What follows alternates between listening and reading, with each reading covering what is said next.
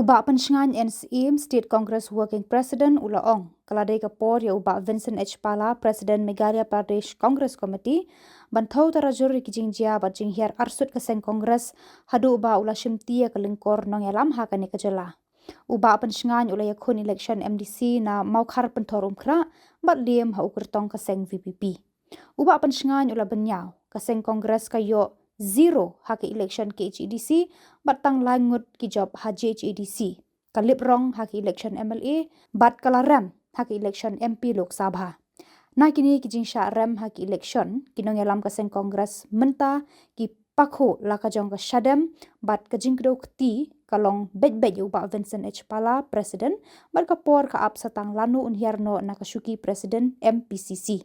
Lapan iru deh kapor jong uba Vincent buon ngut ki MLA bat MDC kila petno na kaseng Kongres.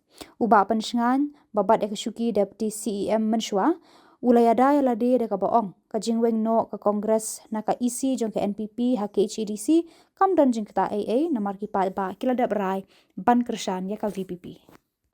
Gumba kalong menta ngai gumba kata kajing mi kajing mi kamda don jingta than namara da don jingta habang ina pensyai openly segi paiba during election campaign bagino me trilang bat ka NPP tikiti ban aja ke bandit ini kongres dan dei I kumba itu kini tangki political propaganda dan dei ka bakut himat ka babun balang kita baik ka berkat bandit ya ka BBP kami yang mentang empat na don I keban komen ikan kam.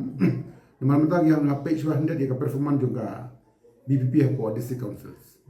Mentang kada salah islam karban long ka MLA election. Dia ka Shillong ya ka jingla ba ka jingbomla juga BPP. Tingin page let's say ka BPP kan sa sei gino yam long usiyam yam. Tingin page lam ru ya ka jingla junggi. Dia hadin tangin sa perkhat ka iba ngi deban berkat. Bila baik bang baik bang mentang ki hanom no ki kalau kom berkat tu ki kapher. Gumba ka pau sya hoit nakaleng jong ka isi ba nakaleng jong ka deputy CM ni apa jang bala ban nos nyang. Ang lain juga berbuat nak kapor. Kadang kapor baka sorkar ka pemi bun ki hukum ki ba ta yang ni yang ban se ban yada ya di seluruh.